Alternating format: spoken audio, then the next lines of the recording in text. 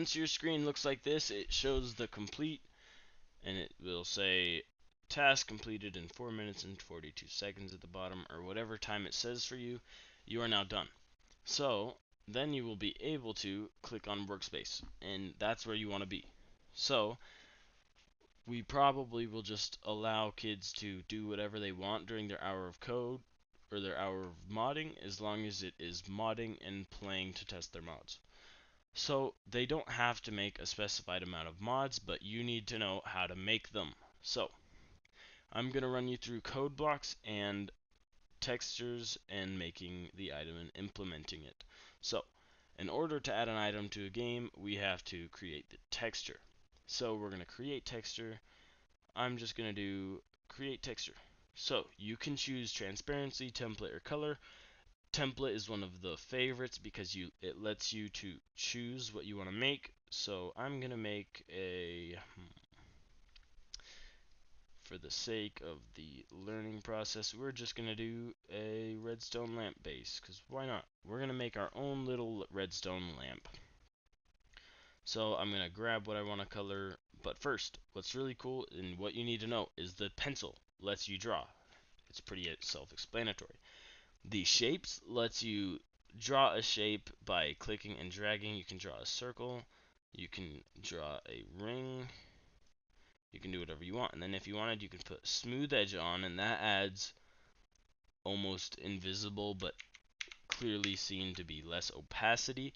That way it looks like it is a smooth edge. So that's a really cool feature if you want to add that on there. Now, that is the shape. Then there's the eraser to erase anything you would not like in your drawing. Then the stamp. The stamp is another big and important one, because I don't want to have to make the redstone lamp. I could just have it added for me, and I just, boom, there's my redstone lamp. And you can do this for any block. So if I wanted a potion in the middle, for whatever reason, I could add a potion. But that is the stamp. Then there's the bucket. You can click with the bucket, and it should allow you to color a whole area, as long as they are all the same tile color. Henceforth, why it's called a bucket. Then the color picker, you click what color you want, and it will automatically change this color to that color. Now, that is all for drawing. Filters. If I wanted to, I can click, let's say I want a little light blue lavender kind of lamp. I can do recolor, and it colors it the entire page. It doesn't just color a certain part. This is not recommended, I'm gonna be real with you, but you can do that. So then we have the desaturate. It will literally take the life out of everything. So if you want it to be 60, or actually we're gonna go to 100. That way you can see a very clear difference. It makes it colorless. And that is what desaturating is. Then there is the noise tool. The noise tool is very interesting, that you can change the hue variation, and it will do, I just don't know. Then there's the move block. You can move anything that you would like by grabbing it, and it moves the entire 16 by 16 square that you chose. So if you do move or resize, it will just resize it, and then on resize, if you wanted to change the height to 1010, you can do that, but the 16 by 16 base will stay.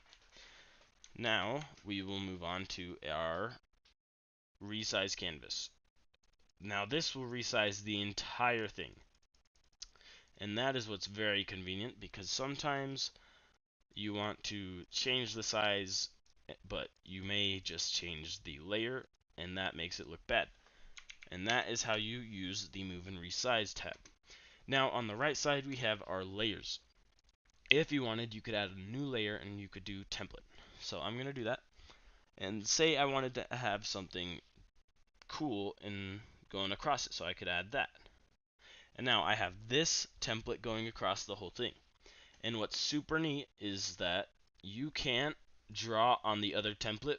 So like I couldn't draw on this glowstone while this template is selected, because that will only apply to this template. So you can't possibly mess up your other template, because you can always undo the template you're on, or the layer. So with that being said, I can only change the things on my layer. So say I wanted everything on here to be red, I'd go through, color it, yay, look at that, so beautiful. And then boom, that's my texture. And now if you wanted to move a texture up and down, like in coding and graphic design, or even in Scratch, whatever is above the other will be on top of it in the picture. And if this is below it, you won't see it. Very self-explanatory. Then you can make it visible or not visible. Now this really just hides the layer as seen, and then you make it visible, and boom, there it is. It can be finicky the minute you choose it, but once you're on the template, it's there. So I have my block. I'm gonna save it as a new texture. We're gonna name it a block because it's black, and we'll call it redstone lamp. Actually, I'm an idiot. That's already in the game. We're just gonna call it lamp. Now we're gonna go to workspace, and there it is, texture for blocks. Now in order to add that, we have to go to mod elements. So we click the green plus, and then we click block because it's a block. Now you will name it. I'm just calling it a lamp. Create new block, and in the left overlay, if you add it, it will automatically add them to everything. This is a T block chart. It's very recognizable, and it will fold all into the square. Now, this is where you can change the properties and stuff. So in properties, I want mine to be, you can pick any type of material it is. So I'm going to make mine, we're just going to make it glass because the lamp is glass, and it will be under building blocks, but it can also be under redstone if you want it to react with redstone.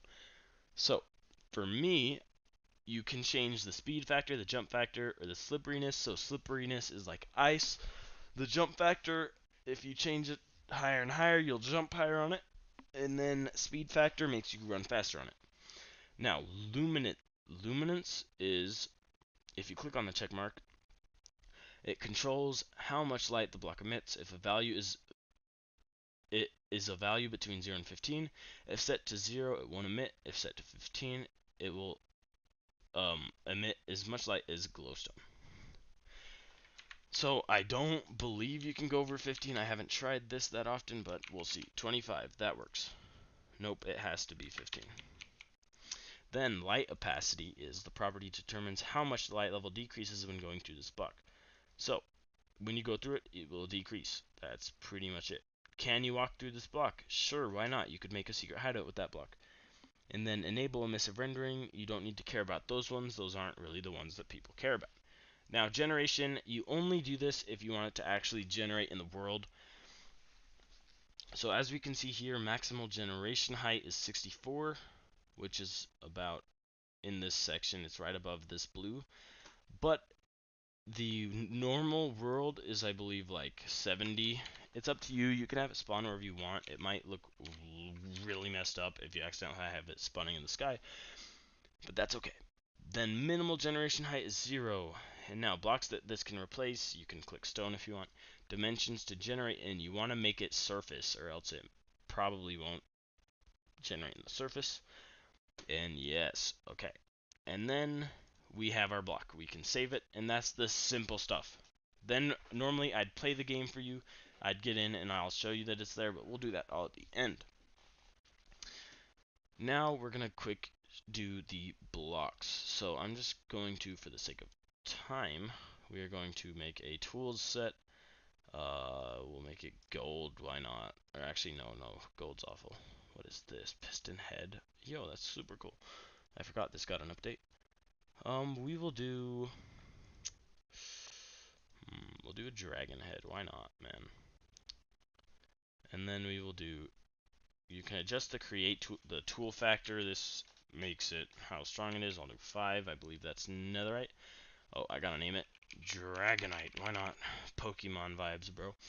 Alright, create tool pack, and then there we have it. I'm gonna show you a couple things with the sword. So, on the sword, you can go to properties and you can change efficiency, enchantability, attack speed, damage versus mob or item. Because we added a power factor, it's already got a massive amount of attack damage. You can let kids just play with this, and like always, you will have to do the texture of a sword and import it. Now, for our final one, I'm just going to, again, I'm going to pick something because I feel like it. we'll do a shulker box texture, and we'll call it shulk armor. Why not? Make some weird name for it. Alright, and we'll make this also, we'll make it 8 because we are not noobs, bro. Alright, shulker armor. Okay, so the way this works is in game, the texture it runs with is another T-chart like thing, but it's instead for the armor. So I will demonstrate and show you how to change that. So in resources, there will be textures for armor at the bottom. So you want to open both of these up. So this first one is the helmet and the chest plate, while the second one is the leggings and the boots. So whatever you do on this is how it looks when you're wearing it. So what you need to know is you don't want, unless the kids absolutely want to, these helmets and stuff is what it will look like in a crafting table, a furnace, however you make it. But this has no effect on what it looks like while you're wearing it. The layers, however, do. So if you want your character to have some cool goggles, boom, goggles, mate. You want him to have this weird smiley face down here, bro, why the freak not? And then bop boom, there's my armor. It will look like a mess, but it is what it is. Now, what you can do is I need to show you some things. For the helmet, this is the most important, just because this is the most confusing one. So this right here is the top of the head, as seen. This is the left side, or your right, the computer's right side of the helmet. This is the computer's left side of the helmet, or our right, and then this is the back of the helmet. And then down here is the under chin part of the helmet, where it is like right under your head. It's just there. And then once you have that, you're all done with the armor. And then if you click on properties and you click that, it may not show it for a second, but that's because we need to save the texture. We save it always. When you edit the armor texture, you have to save it or it will not apply. And now you can see that it has been applied to my texture. Now you can see these bounding boxes. These are important because these determine whether it is in the space the armor can be in. So see how this little line goes out? That line won't be shown in game because it has left the bounding box it can fit in. So now I'm going to show you the code blocks. We're going to do a simple one. We're going to do a helmet tick event. Alright, we're going to click the plus, we're going to create new procedure, and what we'll do is we'll just add an enchantment. So we will do on player procedures, we will add an enchantment. Where are you, my, or actually, it might be on item procedures. Alright. Now, I haven't done this in a fat minute, and that's okay. It is add potion. Wait, but we don't want add potion. We want enchantment. But it is going to be in this one. So we will just have to scroll down. Actually, I've add enchantment with level 10. Okay, there we go. So it's going to be in item procedures and it's add enchantment. Now you can do whatever level you want. I think it only caps at 250 in game legitimately. And then you click on it and you can have it whatever you want. Protection 250 helmet. Boom. There we go. And we will save mod element. And what we want to do is we want this to run when the item is crafted or when the item is used. So when player uses item. So we'll do that. Now that is the rundown for Mcreator. You on your own can explore more in depth, but it is really up to you. So we will play and I will show you what this will look like in game. So we have Minecraft booting up. And then this will allow for us to see and visualize what we have done. And then the final 6 to 7 hour of just Minecraft modding is all about letting the kids have fun because not all kids might love the coding. So you can help them to have fun with this, and you can honestly look into the green pluses and try making a ton of these yourselves. It's very fun when you get it to work, and I guarantee you it will be a blast. So a real goal of this hour is just making sure the kids have fun with Minecraft. So sometimes you may encounter a glitch where Mcreator refuses to launch and run your code, and that's okay. If that happens, then you honestly might need to just close out of Mcreator and relaunch it. Now, honestly, the one issue that I've found that this is for is sometimes just Mcreator itself, so if it happens, you might want to uninstall it. I'm not fully confident in why this happens, but yeah, you can see how it's refusing to run, and that is a-okay. We will just look in the Elm. Build failed. Is incompatible with Gradle 8.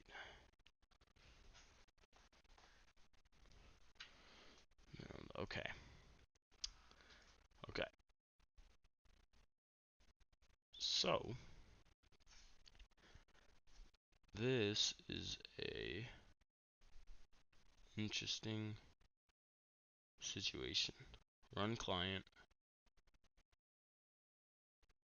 Alright, maybe I have to have Minecraft open, but normally it just will run if you tell it to. I don't know why this is occurring on my freshly installed Mcreator, but when you're in the game you will be able to see everything you've done. So let's try this one more time. Why Minecraft is open. Yeah. So sadly, it does not want to work. I'm not sure why, but that's okay. So essentially, if I can get this to work, it'll be okay. But what you name the item actually matters. So if you name it like, say you name it like my Dragonite armor, it will pop up in-game under Dragonite armor. So if you have a Dragonite helmet, it will be Dragonite helmet, chest plate, on and on. So the name as in code does matter with our coding or our modding. So as well as you want to explore Mcreator more, that way you can help to the best of your ability, because some kids might ask about making a biome, making their own dimension, all of that. So these are the basics for Mcreator. I genuinely would like you to go in and dive into it and learn a little more. If you don't, it's whatever. But there will sometimes occasionally be a dedicated lesson for this, so look out for that, just because we want to give opportunities to make sure kids get to create like a biome and their own dimension, like the nether or the end. So there will definitely be dedicated lessons for Mcreator. Again, dive into it and make sure the kids have fun.